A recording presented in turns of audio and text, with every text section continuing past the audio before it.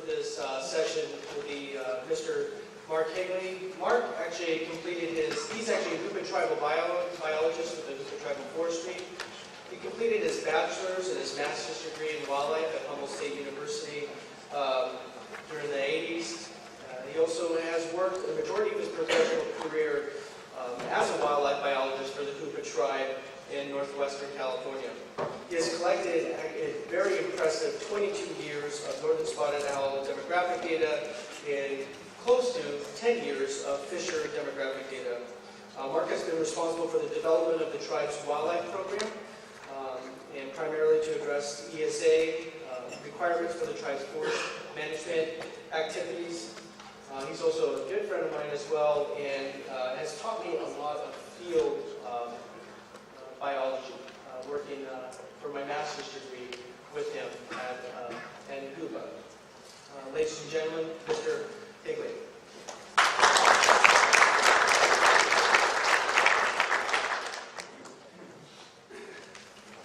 First of all, I haven't been called Mr. Higley that many times in my entire life. Must be the suit. Thanks, Ron, for the introduction. Those of you that were at the Owl Symposium yesterday, raise your hands. Wow, lots of you. But still some that weren't. So I'm starting my talk today with a discussion of the barred owls situation and how we arrived at actually having barred owls to test for rodenticide, because some people in this audience weren't present yesterday, and I think that's an important thing for them to understand before we dive into the last part. So most of you can be excused because you're not going to see anything new. First of all, as Rod said, I'm a Hoopa biologist from the square there, 12 by 12 miles, immediately south of the confluence, the Klamath and Trinity Rivers, and approximately 90,000 acres, mostly forested. Barred owl, magnificent species. It's native to the eastern North America. It's made its way across the Canadian prairies and boreal forests and down through the Pacific coast here. And I use this map out of LiveZ 2009 that shows basically the arrival dates at different parts of the range. And you can see the barred owl arrived up here. It says 1969 here, but yesterday they said the first in the northern spotted owl range here was like 1972. It also made it to California by 1976, so I'm not sure exactly which, how those dates play out. I saw my first barred owl in California as a young biologist and birder. I was very excited. This is at Tule Lake National Wildlife Refuge. I managed to see the bird and take photos of it, and it was not what you would consider barred owl habitat at the time. In fact, it looked like this, where it was found, a little riparian patch right next to the refuge headquarters. Most of the winter there and moved on. Whether or not it survived and found forest habitat somewhere, I do not know. But at that point, it was 1987, and I was going, that could be a problem. As a biologist for Hoopa starting in 1991, I found my first pair of barred owls in the Hostel Creek drainage, and it was a nice novelty. Local birders in Humboldt County came to Hoopa at night and traveled up Big Hill Road and stood by the Big Hill Slide and listened for barred owls, and often got to list barred owl on their county and state list by doing so. Over the next almost decade or so, we had an increasing population of barred owls. We'd go up a little bit, down a little bit, just kind of staggering along. Still mostly a novelty, sometimes a pest. Bull Creek, we could spend what seemed like hundreds of hours looking for spotted owls in that drainage because they became silent. But if you covered enough ground, you could usually find them. At least when Aaron Pohl was out there and Billy Colbrook, they could find that bird out of a 2,000-acre stand, and you'd find it eventually. By the mid to late 2000s, barred owls outnumbered spotted owls in our study area. There it goes. On this map, there's a short video clip that goes through time from 1992 to 2013. The green polygons represent spotted owl territories that were occupied by pairs, and the blue dots are barred owl protections. And that first pair of barred owls I found was in this Hostel Creek drainage, and never actually secured a pair during our demographic demographic study of spotted owls. It has been continually occupied the entire time.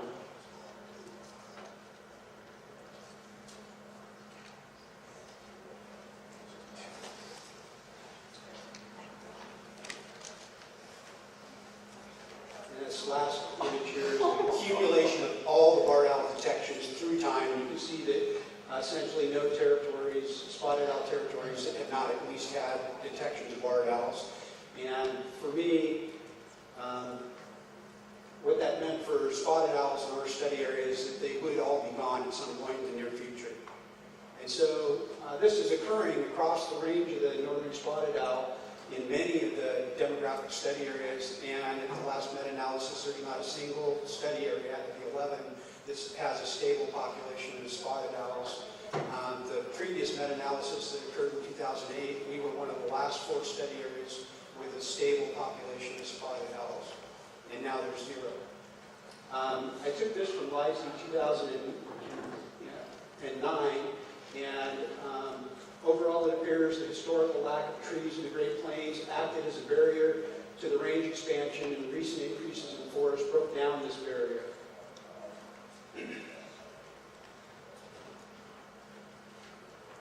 These increases in forest evidently were caused by European settlers excluding fires historically set by Native Americans, suppressing fires and planting trees. Accordingly, it appears the range expansion was prohibited for millennia by actions of Native Americans and recently facilitated by actions of European settlers. A lot of people don't agree with this. This was a paper that was published, and it's the most plausible explanation you can come up with for how the barred owl arrived where it's arrived here in the West. I totally think it's plausible, and I do believe it. And by taking that information to our cultural committee, they also agreed that it would be okay for us to participate in what has become the Fish and Wildlife Service's experimental barred owl removal, which completed the EIS and the record of decision on that in the fall of 2013, and we started removing barred owls on our study site immediately. The reason they came to the conclusion that in the recovery plan that it was necessary to do this experimental removal is that a lot of the study areas look like this. I have a blue line here that shows the percentage of the spotted owl territories with at least one barred owl detection through time, and the number of pairs occupying these territories drops fairly dramatically, especially once our barred owls reach a critical mass somewhere back in here, where they get up to over 20% of the territories. It seems that's when adult apparent survival of spotted owls started to decline, and we started losing territorial occupancy at that point. And this pattern, those of you that were there yesterday saw that pattern over and over again through the presentation. So that's why the Fish and Wildlife Service wanted to proceed with the experimental removal. And of course, that's highly controversial in some people's eyes. You kill one strict species to protect another. And personally, I agree with moving forward with this. I think economically, the protections that were put in place for the spotted owl throughout the Pacific Northwest were pretty tremendous. And to just throw up our hands and say, oh, well, too bad, doesn't seem responsible at all.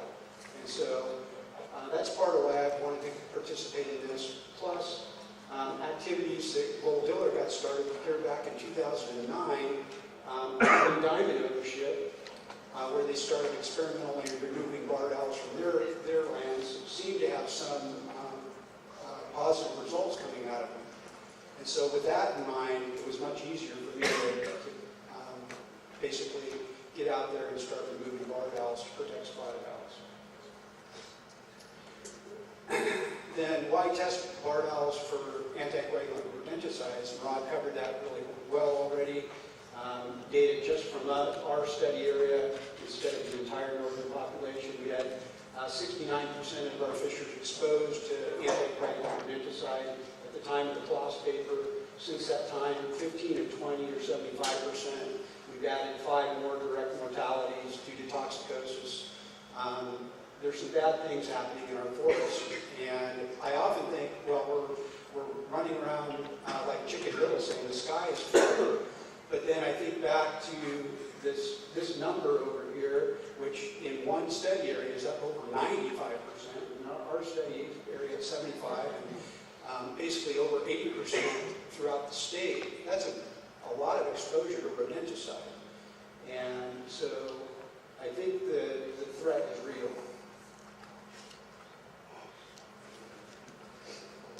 So as we're collecting barred owls, we have the ability to take samples from them and do as much as we can with these barred owls. And so how would a fisher be exposed to these things? Multiple ways. It can eat the rodenticide, which is flavorized directly, and I presume that they do that. I don't see why they wouldn't. Fishers are very easy to trap. Almost any bait will work. There's no reason that would not be a plausible explanation for exposure. Eating prey that's been exposed, they don't die immediately. They stagger around for somewhere between 5 and 10 days. And of course, fishers are not opposed to eating dead things. So dead rodents that have died from rodenticide would also be fair game. Probably not the same exposure routes for owls. Spotted owls are probably not going to end up on the ground eating rodenticide pellets. Very rarely are they going to end up taking something dead off the ground. It's pretty hard to get them to take a dead mouse after they've dropped it, and we try to get them to come back down for it. Some do, but most don't.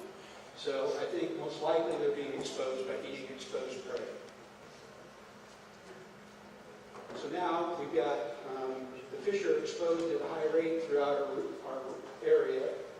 We have 2 removal studies of barred owls, one on green diamond and one at Hoopa. And so can we use barred owl as a potential surrogate to represent potential exposure rates of northern spotted owls?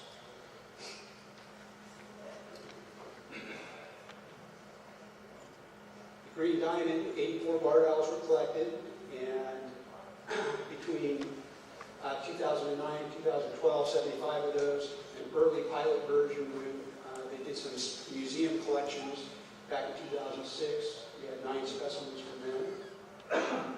We added 71 specimens to the samples with our initial effort at Hoopa. Green diamond, 34 of 84 of those birds tested positive for AR.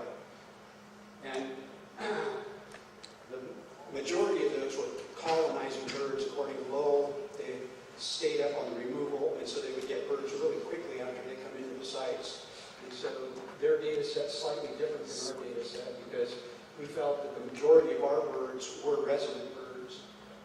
One thing to point out is the exposure rate was significantly higher at Hoopa than it was at Green Diamond. Residents, we believed 60 of the 71 birds were residents.